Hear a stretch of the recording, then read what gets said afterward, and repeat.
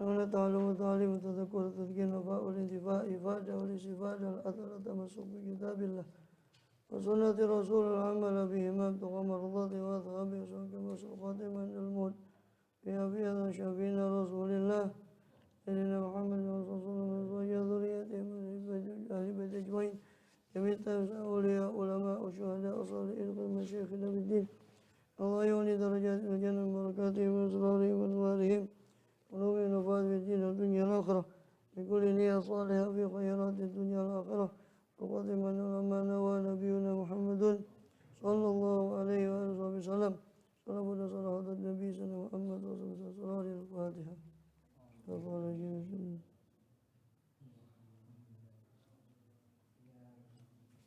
يوم الدين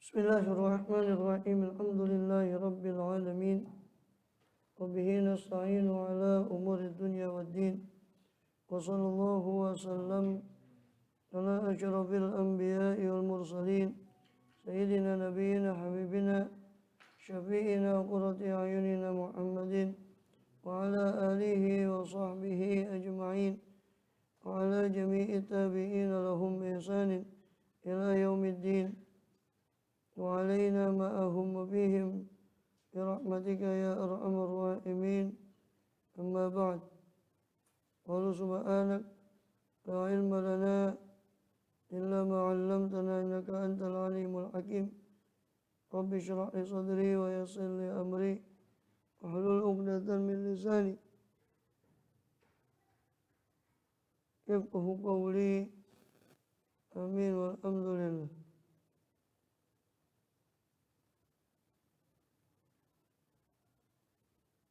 Alhamdulillah Allah SWT masih berkenan melimpahkan nikmat karunia-Nya pada kita semua, bil khusus nikmatul iman Islam serta sehat walafiat, sehingga dengan itu kita masih diizinkan oleh Allah SWT untuk melakukan segala aktivitas kegiatan kita, bil khusus dalam rangka menunaikan tugas utama kita dalam kehidupan dunia ini, yaitu beribadah pada Allah SWT. Kemudian kita masih melanjut di pembahasan lalu daripada daripada Jawahirul Quran daripada karya Imam Abu Hamid Muhammad Ghazali rahimahullah radhiyallahu anhu wa nafa'ana bih. Ini amin. Terakhir masih dalam rangkaian ayat-ayat Durarul Quran, yaitu tentang yang isinya adalah tentang tata cara ibadah kepada Allah SWT. Terakhir di Al-Baqarah 177 ya. Sekarang kita masuk pada rangkaian Surat Al-Baqarah 194, 195 wattaqullah wa'lamu annallaha ma'al muttaqin. Takwalah kalian kepada Allah SWT dan ketahuilah Allah itu selalu bersama orang-orang yang bertakwa.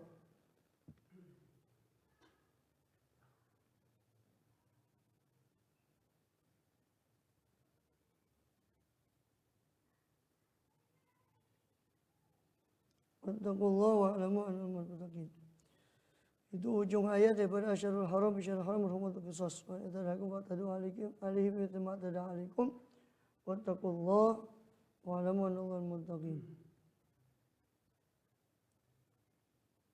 Di bulan haram itu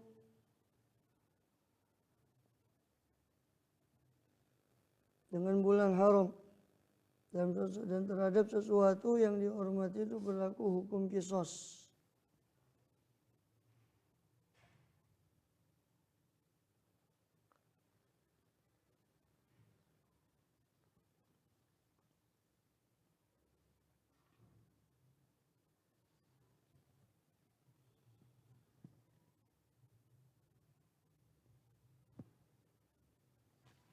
Ya.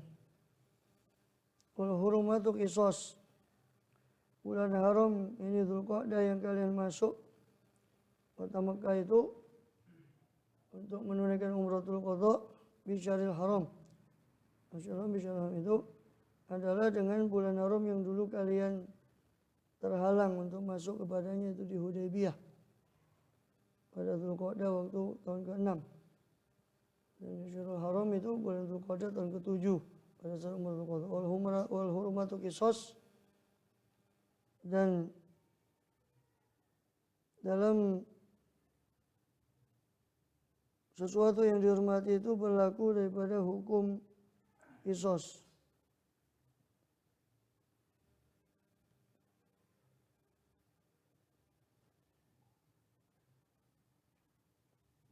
Kemudian lagi menafsirkan ini bulan haram dengan bulan haram. Jadi kalau ada orang yang memulai peperangan di bulan haram, maka ya tugas kita membela diri. Dan dalam melanggar kehormatan itu ada kisos terhadap orang yang melakukan hal tersebut. Faman itada alaikum fa'tadu alaihi. Siapa yang berbuat zalim pada kalian dari mereka orang kafir, ya silakan kalian membalasnya. Bimithli ma tada alaikum, seperti apa yang mereka itu berbuat zalim kepada kalian.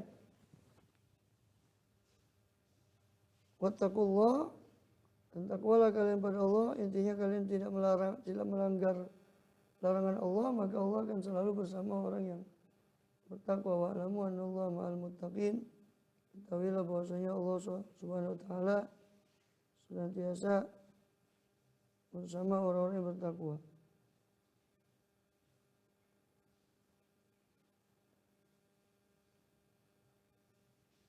Ini perintah dari Allah Ta'ala untuk taat pada Allah dan takwa kepada Allah. Dan Allah akan selalu menolong orang yang bertakwa di dunia dan di akhirat.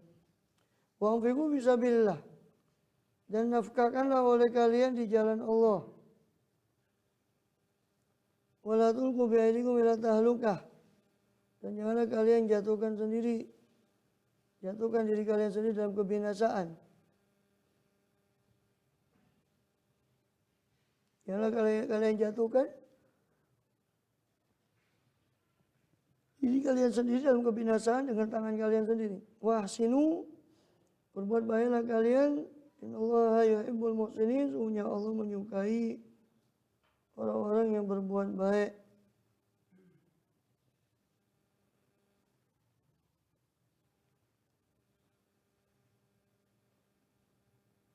Ini diriwayatkan tentang nafkah fisabilillah.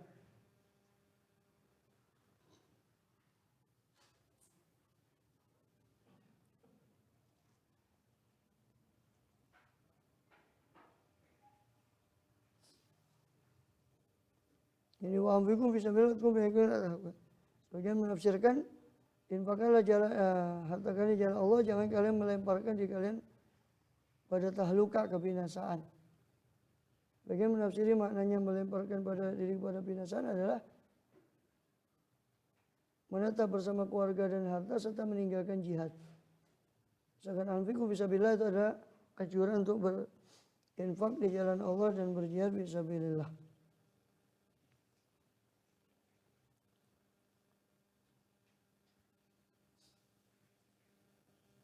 Kemudian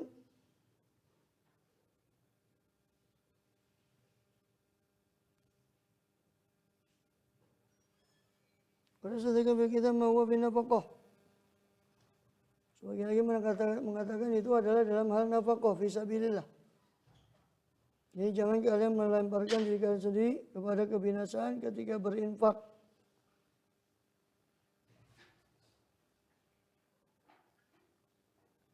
Ada lagi mengatakan bahwa orang Ansor dahulu itu bersedekah dan berinfak dengan harta mereka.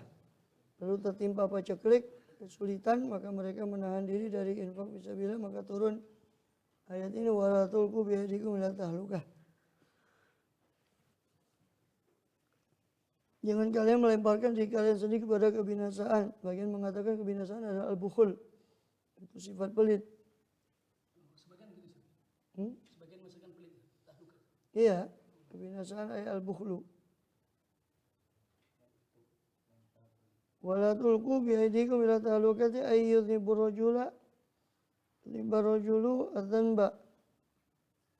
Qala la yughfaru li. Sebagian mengatakan jangan kalian melemparkan diri kalian sendiri dengan tangan kalian sendiri kepada kebinasaan, yakni seorang berbuat dosa yudhibu dzamba, lalu dia mengatakan la yughfaru li, tidak diampuni untuk saya. Maka turun ayat wala tulqu bi aydikum ila tahlukati wa ahsinu. Sebagian lagi Ya, ada beberapa riwayat yang mengkaitkan ayat ini. Ada yang mengkaitkan ayat ini dengan jihad.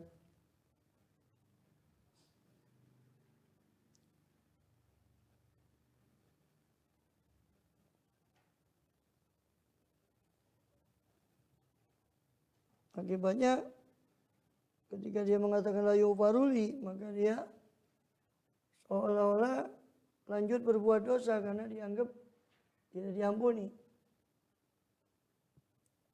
Tidak diampuni.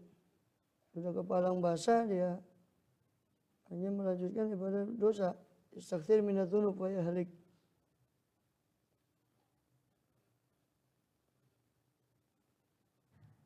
Kemudian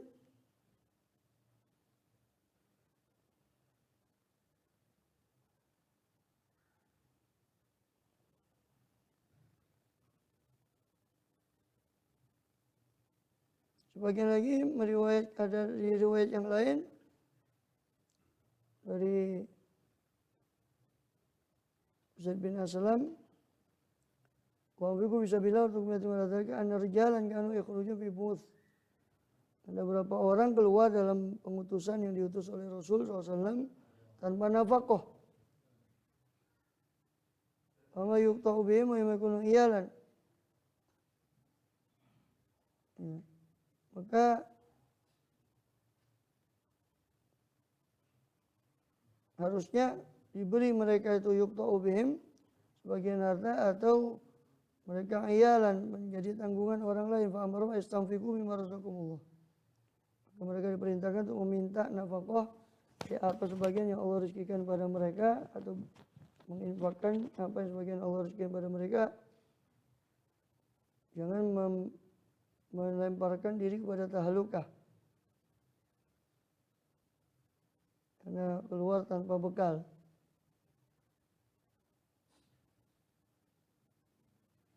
Intinya ayat ini perintah untuk infak fisabilillah dalam sisi yang umum dan sisi ketaatan, khususnya fisabilillah dalam makna jihad, dan menginfakkan harta itu dalam sesuatu yang bisa memperkuat kaum muslimin atas musuh mereka, untuk melawan musuh mereka. Dan Allah mengabarkan bahwa kalau kamu meninggalkan infak fisabilillah itu berarti melemparkan dirimu sendiri kepada kebinasaan. Karena ketika orang tidak ada yang berinfak fisabilillah, jihad tidak tertunjang, maka itu akan melempar kepada kebinasaan kaum muslimin, dengan lemahnya kaum muslimin. Kemudian Allah mengatafkan dengan perintah untuk ihsan, wa ahsinu, innallaha yuhibbul muhsinin. Dan ihsan ini paling tingginya derajat, itu penyempurnaan dari iman dan Islam. Wa ahsinu innallaha yuhibbul muhsinin. Allah suka orang-orang yang berbuat muhsin, berbuat baik, berbuat ihsan.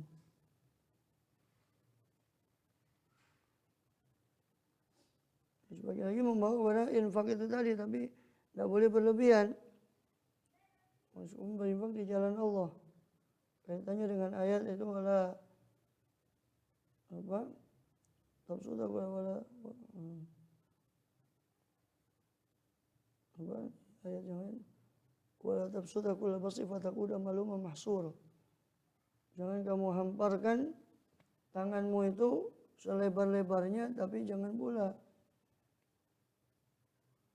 kau tahan tanganmu itu ke lehermu.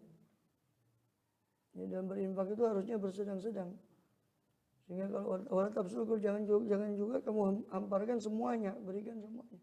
Fatakuda malum masur, sehingga kamu akan duduk dalam keadaan terhina dan menyesal. Infak pun harus sedang-sedang seperti firman Allah di ayat yang lain, alladzina lam yusrifu alladzina anfaqu wa lam yusrifu idza anfaqu lam yusrifu wa lam yaqturu wa kana baina dzalika qawama. Itu orang yang kalau berinfak dia tidak berlebihan, tidak pula pelit. Dan dia antara itu. Tidak ada dobitnya saja berlebihan dengan gimana? Ya masing-masing orang kan berbeda kemampuannya. Mana orang yang punya 3 anak, 10 anak ya tentu beda antara kebutuhannya dengan orang yang tidak punya anak, tidak punya istri, tidak punya. Jelas beda. Yang penting kan dia tahu mana yang berlebihan. Ya, berlebihan kan sampai ya itu tadi wala tulqu biaydikum ila tahlukah, jangan kamu sendiri menyengsarakan dirimu sendiri. Gara-gara infak habis hartanya terus dia menyalahkan infaknya, yang salah ya dirinya. Ya, kenapa tidak pakai perhitungan ini? Jangan kemudian terlalu berlebihan dalam syariat sehingga hanya ibadah atau syariatnya yang disalahkan. Kemudian ya lain makomnya, antum mau ikut Sayyidina Abu Bakar yo. Baina sama wa sumur. Antara langit sama lu dalam makom beliau itu tidak termasuk wong beliau. Apa yang kau tinggalkan ya Abu Bakar untuk anakmu, untuk istrimu, anak istri anakmu? Ini saya tinggalkan Allah dan Rasulnya. Sampean bilang gitu diazani sama anak istrinya, dikomati, kubur sekali. Hah? Yolah makomnya itu beda. Sayyidina Umar menginfakkan separuh hartanya, separuhnya ditinggalkan untuk keluarganya. Dan makomnya Sayyidina Abu Bakar, Sayyidina Umar, istri anak istrinya beliau itu lain sama anak istri kita. Kalau anak istri kita tirakat, ya tirakat itu dewe cari. Lo pengaji akan ngajak-ngajak. Ya mereka kan masih bisa bersabar, nggak ngeroweng. Nah, kalau kita, ya makomnya walikulin darajatum mimma amilu, bagi setiap orang itu ada derajat. Ya maksono ya ikut duduan. Bukan jadi ibadah. Kayak orang memaksakan diri. Iya, memaksakan diri. Ya, ana bariun kata Rasulullah minal saya ini berlepas diri dari orang mutakallifin yang terlalu memaksakan. Rasulullah itu SAW amaliyahnya tidak memaksakan. Ya, karena makom beliau ya lain lagi. Orang memaksakan diri sholat malam, hanya sholat malamnya yang disalahkan umpama. Terus dia sakit umpama, itu sholat malamnya yang disalahkan. Ya tapi ya, salahnya dia kan gitu. Siapa yang suruh itu sunnah kan? Karena Allah kan apa namanya membebani manusia itu menurut apa yang apa namanya yang dia mampu. Rasul sendiri apa dalam hadis itu bahwa jangan sampai alaikum bima tutikun kata Rasulullah. Sebenarnya kalian itu melakukan apa yang kalian mampu. Inna Allah la yamalu hatta tamalu, Allah tidak akan bosan mencatat pahala kalian sampai kalian sendiri bosan beramal. Ya bosan itu karena itu tadi. Karena memaksakan diri hanya bosan terus meninggalkan amal. Saya bangun malam, hanya bangun malam semalam suntuk, besok tidak bangun malam lagi, bosan. Ya sudah berhenti. Kemudian innal ladzina amanu wal ladzina hajaru wa hajaru fisabilillah. Bagaimana Sayyidina Utsman? Sayyidina Utsman itu langsung perang Tabuk itu. Perang Tabuk datang dagangannya Sayyidina Utsman 500 unta. Semua sama untanya sama dagangannya diinfakkan ke. Apa mau ditiru seperti itu? Silakan yang mampu. Gitu, 500 unta semua dagangannya untanya diinfakkan kepada Allah dan Rasulnya untuk berangkat perang Tabuk. Untuk menyiapkan orang untuk jihad fisabilillah. Ya, 500 unta. Itu Sayyidina Utsman bin Affan. Itu tidak pakai dihitung dulu, langsung. Tidak masuk pembukuan langsung. Itu dosa menyanyiakan. Itu berarti kan menyanyiakan keluarganya. Mana yang lebih wajib? Kata Rasul sendiri kan mengatakan apa? Rasulullah SAW sendiri kan memberi apa? Memberi warning, memberi apa istilahnya, jangan wabda biman ta'ul. Mulailah dari orang yang wajib kau nafkahi. Makanya ibadah itu ada prioritas. Baik itu sedekah, zakat atau sholat atau apa puasa itu ada namanya prioritas. Mana yang harus didahulukan. Semua baik. Nah, di situ pentingnya ngaji itu kan itu. Kadang orang tidak tahu prioritas. Ya kan? Dia sholat sunnah di situ ada pengajian atau tadarus. Tutupan dulu Qurannya, dia tadarus bisa nanti ikut majelis ilmu. Kok pinter-pinter kan gitu. Ya. Dan pahalanya lebih afdal majelis ilmu daripada dia sholat 1000 rakaat menurut riwayat Abu Darda. Itu kan berarti orang tidak ngerti prioritas.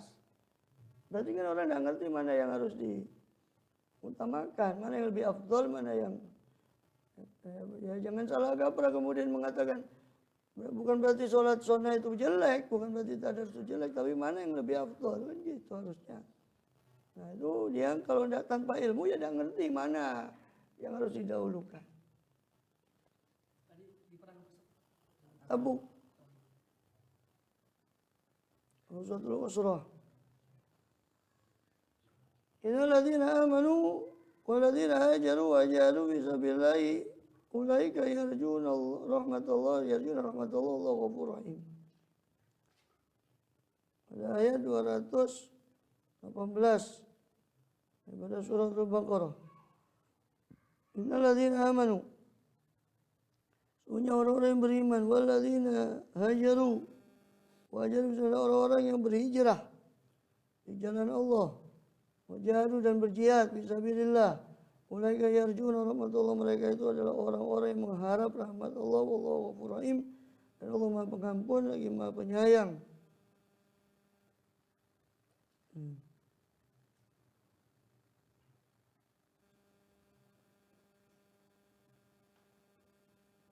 Kemudian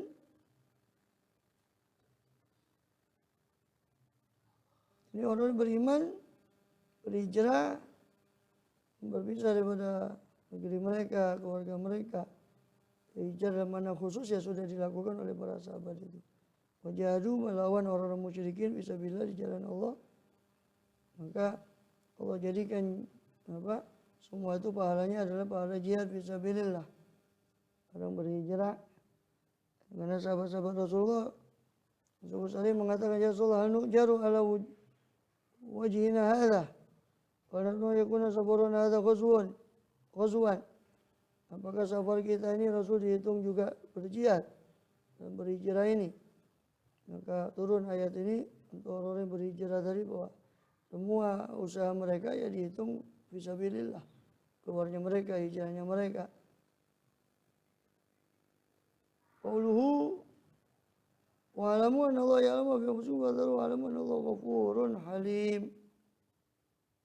Di ayat 235 pada surat Al-Baqarah.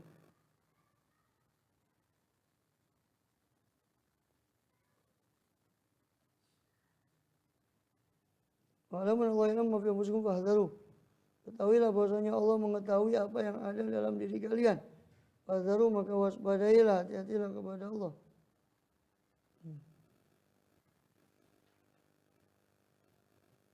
Maka takutlah kepadanya, fahdharu. Wa'alamu anna Allaha ghafurun halim, ketahuilah bahwasanya Allah itu Maha Pengampun lagi Maha Penyantun.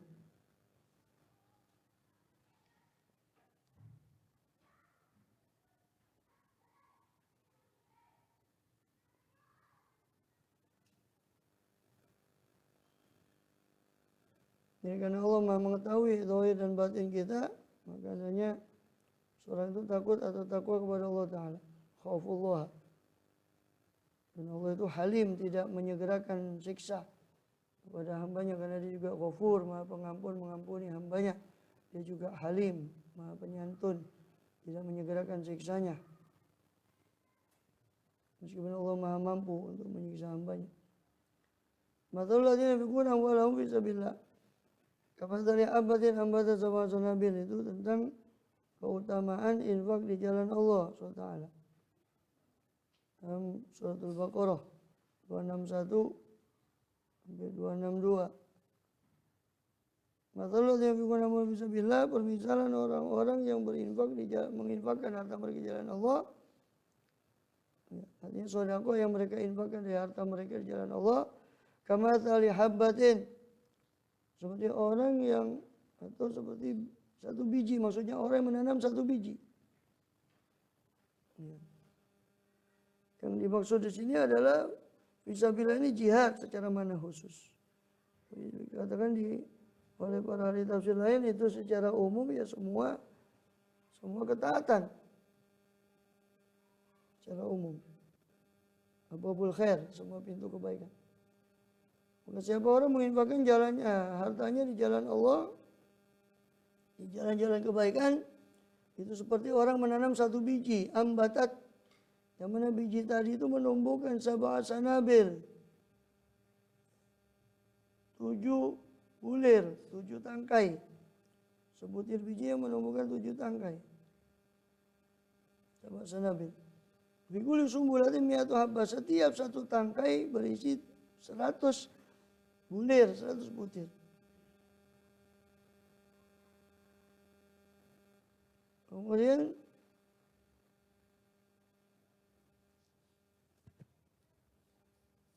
bikuli sumbulatin mi'atu habba, di setiap satu tangkai ada 100 biji. Sumbulan tangkai.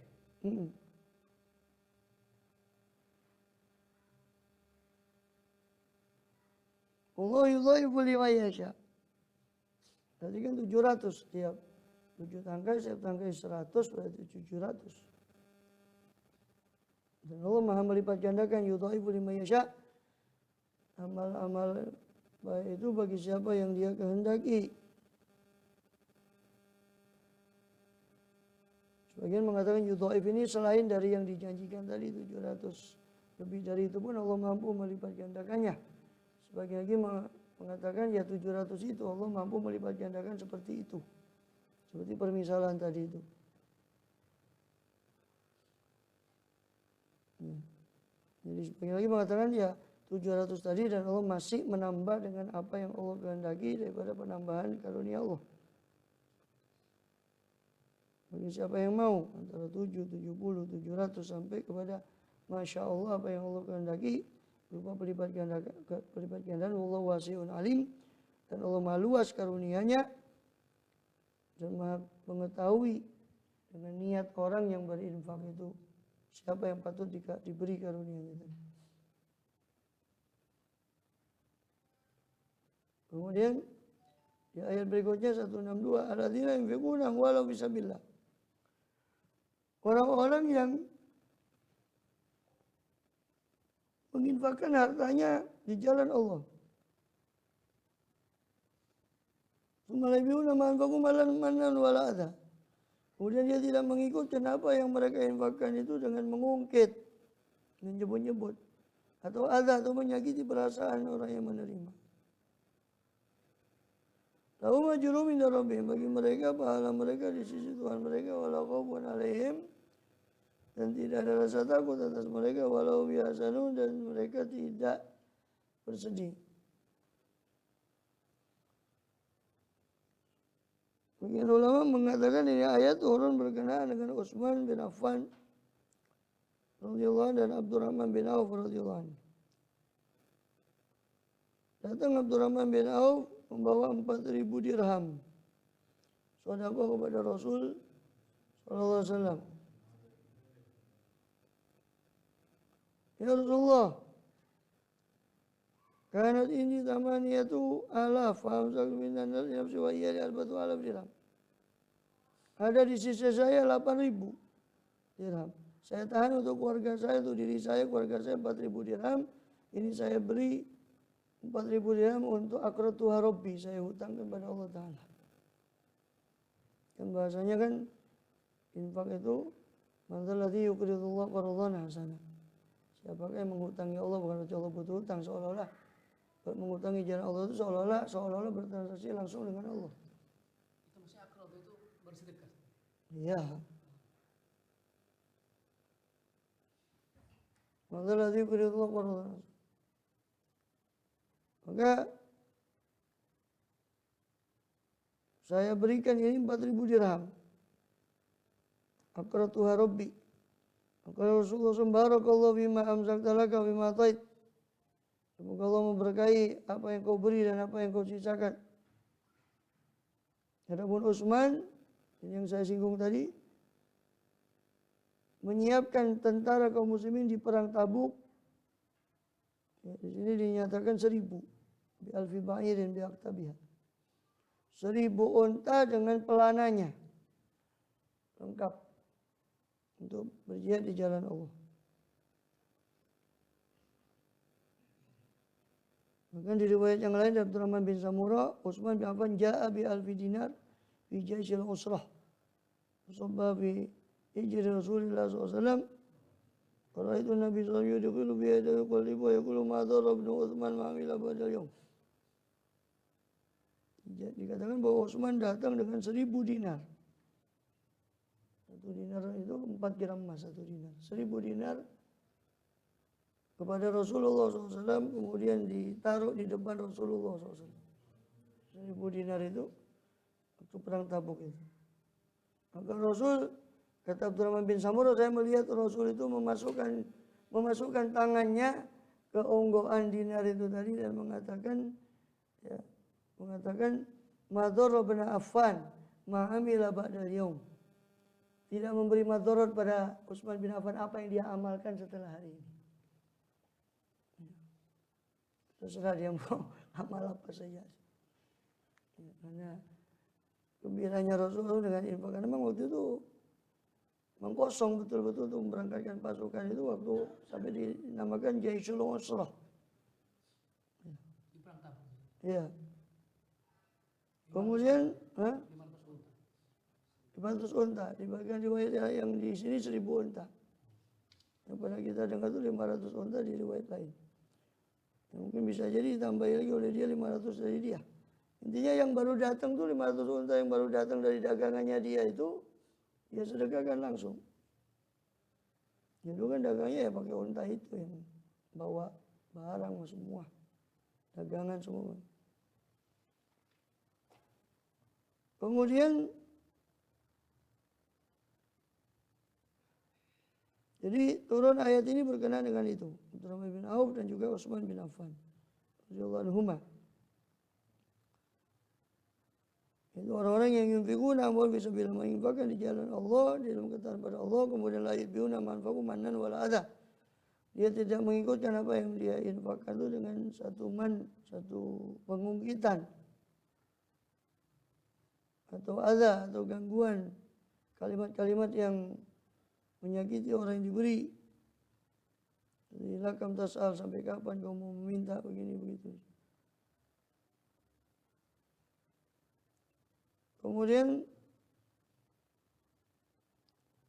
manan wala adza lahum ajruhum inda rabbihim. Bagi orang seperti itu, maka bagi mereka pahala mereka di sisi Tuhan mereka, wala khaufun alaihim wala hum yahzanun. Tidak ada rasa takut atas mereka, tidak pula mereka itu bersedih. Adapun di rangkaian ayat berikutnya itu rangkaian ayat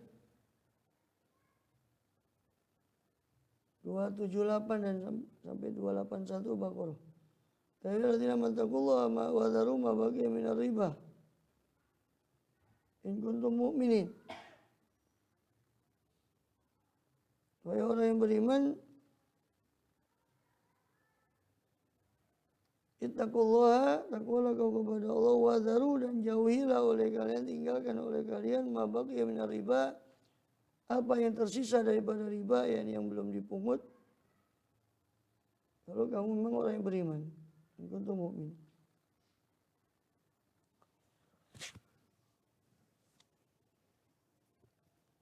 Menurut riwayat Atha dan yang lainnya bahwa ayat ini turun berkenaan dengan Abbas bin Abdul Muttalib dan Utsman bin Affan radhiyallahu anhu. Bahwa dahulu kedua orang ini bahwa menghutangi daripada tamar atau kurma. Ketika datang masa panen, maka Nabi Abbas bin Utsman bin Affan. Kalau asbab bi tamar wala ma'adhar al-juzad qala lahumma sahibu tamar. Maka pemilik kurma itu berkata ketika datang masa panennya, in antuma aku kuma la yaquli ma yakfi iyali. Kalau kalian mengambil hak kalian dari piutang kalian kepada saya, maka tidak tersisa apa yang dimakan oleh keluarga saya, kata si pemilik kurma, si pemilik kebun kurma itu. Kalau kumantakutan nisfa, bolehkah kalian mengambil separuh saja dan kalian meninggalkan yang separuh? Kalian mengambil separuh dan kalian tunda yang separuh tadi dari piutang, dari hutang saya kepada kalian. Saya nanti akan bayar berlipat ganda. Saya akan lipat gandakan hutang kalian, asal kalian tunda. Maka dilakukan oleh ketika itu. Waktu itu belum turun ayat tentang riba. Maka ketika datang jatuh temponya, maka keduanya meminta tambahan dari yang separuh tadi yang ditunda. Atas penundaan tadi dia minta ganti rugi atau minta tambahan atas pembayaran hutang yang terakhir. Maka didengar oleh Rasulullah SAW, lalu keduanya dilarang, lalu turun ayat ini tentang riba tadi, dan keduanya pun sami'na wa ata'na, keduanya mengikuti perintah Allah dan tidak memungut sisanya itu tadi. Wa dharu ma baqiya min riba, tinggalkan apa yang tersisa daripada riba itu. Ada pun riwayat yang lain turun berkenaan dengan Abbas bin Khalid dan juga Khalid bin Al-Walid. Dan kedua-duanya adalah kongsi serikat dalam jahiliyah. Mereka menghutangkan dengan sistem riba itu kepada Bani Amr dan beberapa orang kabilah Saqif. Ketika datang Islam dan mereka berdua, Khalid bin Walid juga Abbas, itu punya harta yang banyak dari riba itu, turun ayat Allah, firman Allah SWT. Maka ketika haji wada, Rasulullah berkhutbah SAW pada hari Arafah, ala kullu syai'in min amril jahiliyah tahta qadami mawdu'un. Ketahuilah segala yang ada di zaman jahiliyah sudah diletakkan di bawah kaki saya, ini semua harus digugurkan. Tradisi-tradisi daripada jahiliyah. Dima'ul jahiliyah mawdu'un, juga pembalasan darah di zaman jahiliyah harus semua diletakkan. Dan juga dikatakan bahwa in awala damin, awal darah atau pembalasan darah yang saya letakkan adalah daripada darah kita adalah dam Ibnu Rabi'ah bin Al-Harith. Ibnu Rabi'ah bin Al-Harith dari Quraisy, mustardaan fi Bani Sa'ad, pernah disusukan di Bani Sa'ad kemudian dibunuh oleh kabilah Hudzail. Wa ribal jahiliyah kullu mawdu', dan semua riba jahiliyah semua harus digugurkan. Riba yang terjadi zaman jahiliyah sebelum ini harus digugurkan. Wa awwalu riban adau ribal Abbas bin Abdul Muthalib. Pertama riba yang saya gugurkan adalah riba paman saya Abbas bin Abdul Muthalib. Riba apa ya? Ya itu tadi berhutang itu. Berhutang dia ditunda, dilipat gandakan. Sudah, jangan sekarang bayar, sudah bisa bayar sebulan lagi saya kasih kamu lebih. Maka digugurkan oleh Rasul SAW semua transaksi riba itu. Kemudian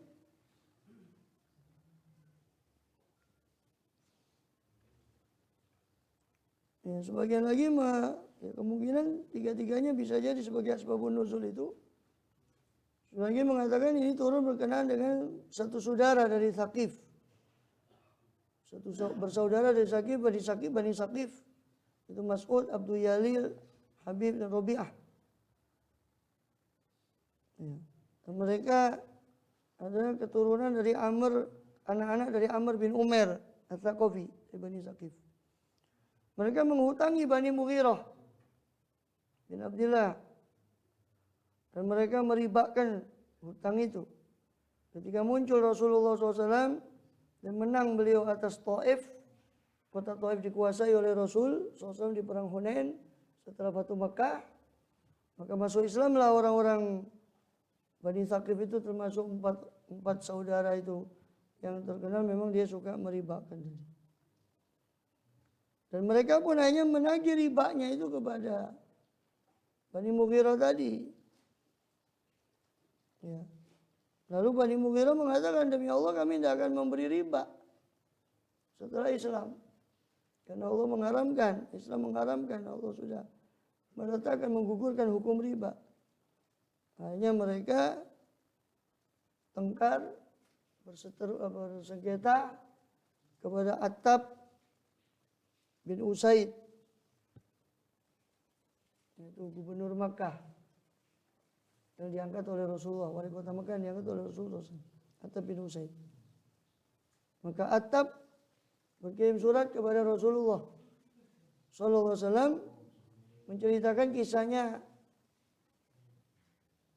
dua kelompok ini, Bani Saqif dengan Bani Mughirah ini, yang terjadi tentang riba. Dan ketika itu jumlahnya memang besar. Maka tidak lama sampainya surat itu Allah menurunkan kepada Rasul SAW ayat ini, ayat riba ini di Baqarah 278. Ya ayyuhallazina taqullaha wa dharu ma baqiya minar riba in kuntum mu'minin. Orang yang beriman, takwalah kau kepada Allah dan tinggalkan apa yang ada tersisa daripada riba kalau memang kalian beriman. Bismillah. Nutut ini apa? Ihya'nya. Penghabisan itu ayat riba itu sisanya sama ayat penghabisan surat Baqarah 25, 284, 283. Ya 284, 286. Penutup.